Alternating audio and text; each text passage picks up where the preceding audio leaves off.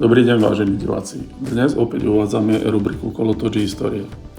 Java 350 typ 638 prišla v roku 1984, keď nahradila svojho predchodcu Java 350 634. Z predošlého typu prevzala dvojitý kolískový rám s drobnými úpravami, do ktorého bol vložený nový motor, ktorý dostal valce vybavené hliníkovými rebrami. Motor dostal nové piesty spolu s kľukovým mechanizmom a k nemu pripojený nový 12V alternátor a usmerňovač. Karburátor bol zasunutý do gumovej manžety s úplne novým dizajnom plavakovej komory a zabudovaným ručne ovládaným sytičom.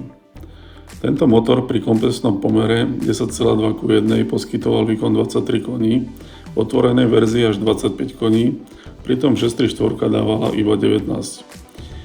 Umožňovali to 4 prepušťacie kanály namiesto 2 v predošlej verzii. Nasledoval úplne nový dizajn, ktorý výrazne zmenil tento motocykel.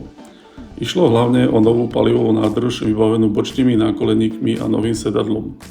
To si vyžadovalo novú celú zadnú časť, ktorá nahradila kovový zadný blatník plastovým blatníkom a plastovými dielmi potážou sedadla. Toto široké využitie hliníka a plastov v stavbe motorky prinášalo šetrenie hmotnosti vozidla. Výfuky boli časom mierne zvýšené v porovnaní s modelom 634, čo vyžadovalo nové pripevnenie zadných stupačiek, ktoré sa sklápali diagonálne. Zadná kyvná vidlica bola tlmená dvojicou tlmičov vybavených 4 stupňami na nastavenie tuhosti podľa hmotnosti spolujazdca.